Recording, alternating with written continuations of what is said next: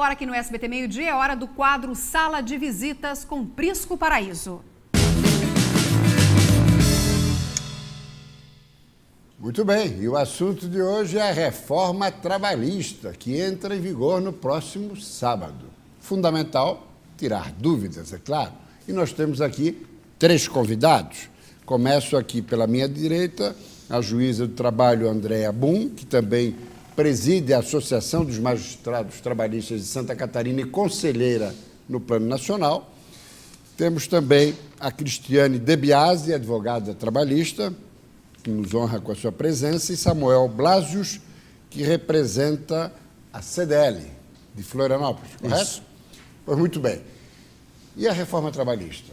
O povo brasileiro, em potencial catarinense, tem motivos para ficar assustado? As mudanças são radicais? O que muda na vida, no dia a dia do trabalhador e do empresário? Começamos com a Andréa. Satisfação tê-la aqui. Boa tarde. Obrigada pela oportunidade. Boa tarde. Os direitos básicos do trabalhador continuam existindo. Existe grandes dúvidas, né? Se perderam os direitos, não. Carteira assinada, 13º, férias, repouso semanal remunerado, FGTS, tudo continua como era antes, né? Ocorreram algumas alterações, várias alterações pontuais, mas o básico do contrato de trabalho continua existindo. E quais são as principais alterações? As mais relevantes?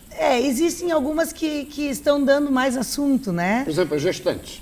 As gestantes, até então, era proibido o trabalho da gestante e agora, quando existe o ambiente insalubre em grau médio ou mínimo, tem que ter um atestado médico, do médico de confiança da gestante, para que ela seja afastada do ambiente. Trabalho intermitente. O trabalho intermitente é uma nova figura no direito do trabalho. Ele vai acontecer para serviços específicos. Vai haver anotação de carteira de trabalho, é exigência que ele seja escrito e o trabalhador vai ser convocado pelo empregador para trabalhar algumas horas ou dias e receber pelo serviço. Cristiane, demissão por acordo e banco de horas. Essa figura foi criada para regulamentar o que na prática já acontecia, que era o famoso acordo que o patrão e o empregado fechavam, onde o empregado devolvia a multa fundiária que era paga a ele. Então, esse instituto vem estabelecer que, de comum acordo, empregado e empregador poderão encerrar o vínculo e, dessa forma, ao invés de receber o 40% da multa de FGTS que ele teria direito, ele vai ter direito a 20% de multa de FGTS e o aviso prévio vai ser pago à razão de metade. Tá? E aí a movimentação da conta vinculada não vai ser integral, de 100%, ele vai sacar só 80% daquilo que tiver, os 20% restantes ficarão na conta. Ampliação de jornada e férias fatiadas. Então, ampliação de jornada, a reforma trouxe uma majoração da jornada constitucional de 44 para a jornada de 44 horas para a jornada de 48 horas. A gente vai ter um enfrentamento absurdo com relação a isso, porque a CLT alterou a jornada constitucional e, enfim, a gente não sabe como é que isso vai ser ainda. Mas o legislador, na reforma, ampliou a jornada diária também, ou seja, hoje o trabalhador poderia fazer no máximo 8 horas em regime normal, aí poderia fazer 2 horas extras e 2 ainda em situação de calamidade. Hoje, a partir do dia 11, no caso, a jornada de trabalho normal do empregado será de 10 horas. Tá? Perfeito. E as férias? Fracionamento de férias, um instituto que acho bem interessante.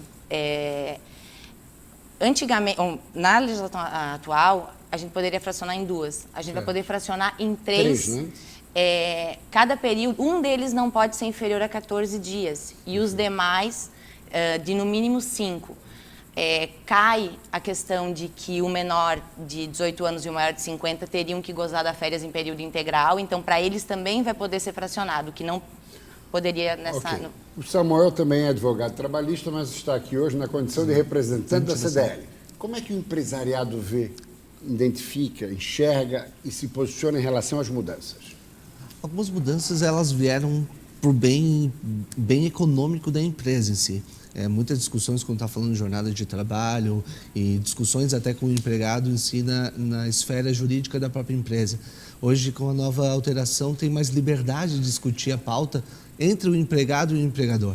Por exemplo, o banco de horas, que é um tema que tá bem discutível que agora é permitido fazer dentro da empresa um acordo com validade até 6 meses. Então, hoje não fica mais preso naquela obrigação de procurar uma convenção coletiva de trabalho, que tem vigência de 1 ano, ou ter que tirar naquela mesma semana.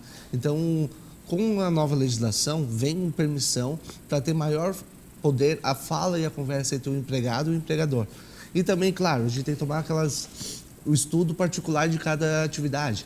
Hoje a grande discussão é que o país inteiro está sobre uma única legislação. A gente tem que estudar o caso concreto. A realidade jurídica de uma região, por exemplo, como a Grande Florianópolis, é uma coisa do que uma região no campo com alguma atividade específica. Agora, a Cristiane me falava antes da entrevista que dos 900 dispositivos da CLT, 117 foram modificados sobre 40 temas diferentes. Agora, o que parece é que houve pouca discussão. Queria ouvir a tua opinião e também das nossas convidadas, Samuel. Aí agora vem a grande briga e discussão entre o que acontece. A própria OAB em si solicitou mais audiências para discussão da matéria. Foi feito meio que no susto. Mudança de gestão de governo, botaram em pauta, teve as discussões dentro das comissões, dentro do Senado, dentro da Câmara, só que a população em si pede mais discussão. A grande verdade é que perderam a oportunidade nesse momento de adicionar muito outras matérias que estão hoje em constante discussão na Justiça do Trabalho, que está na dúvida. Agora, esse é o problema. Perfeito, Samuel. Agora eu gostaria de ouvir a Cristiane e a André para fechar. No final das contas, a falta de discussão fez com que a reforma trabalhista representasse um avanço ou um retrocesso? Para encerrar. Cristiane. Eu acho que a gente retrocedeu mais do que evoluiu. Ah, é? Sim, penso que sim. O amadurecimento da discussão, quando se produz a legislação, ele é importante para que algumas arestas que foram abertas ficassem um pouco mais fechadas. Agora a gente entrega, a partir de amanhã, ou de segunda, né, que as demandas vão ser protocoladas, para o judiciário a responsabilidade de pacificar uma reforma toda que poderia ter sido pensada, trabalhada melhor, no sentido de atender a necessidade, sim, das classes. André. Efetivamente, a lei tramitou de forma muito rápida, iniciou em dezembro e a lei foi aprovada no Senado em julho. Comparativamente, o Código de Processo Civil levou 5 anos tramitando. O período entre a aprovação da lei e a entrada em vigência foi de apenas 3 meses. Comparando, o Código de Processo Civil foi 1 ano. Então, não tivemos tempo sequer de estudar adequadamente essa lei e, como estamos fazendo agora, estamos sendo criticados. Uhum. Agora, o fato do Ministério do Trabalho ter uma interferência menor e prevalecer mais a negociação entre as partes é bom. É interessante, essa a essência da reforma, é essa. O negociado sobre parte, né, o que pode ser negociado sobre o legislado, e tirar também um pouco dessa burocracia. Exato. Sem o juízo de valor que eu vou fazer, se é bom ou ruim, existiu E mesmo essa também, desburocratização. E acelera um pouco o processo. Sim. Né? Olha, gostaria muito de agradecer a presença dos três convidados, foi uma satisfação, e que possamos, quem sabe, colher frutos dessa reforma trabalhista. Sim. Embora a Cristiane esteja um pouco pessimista.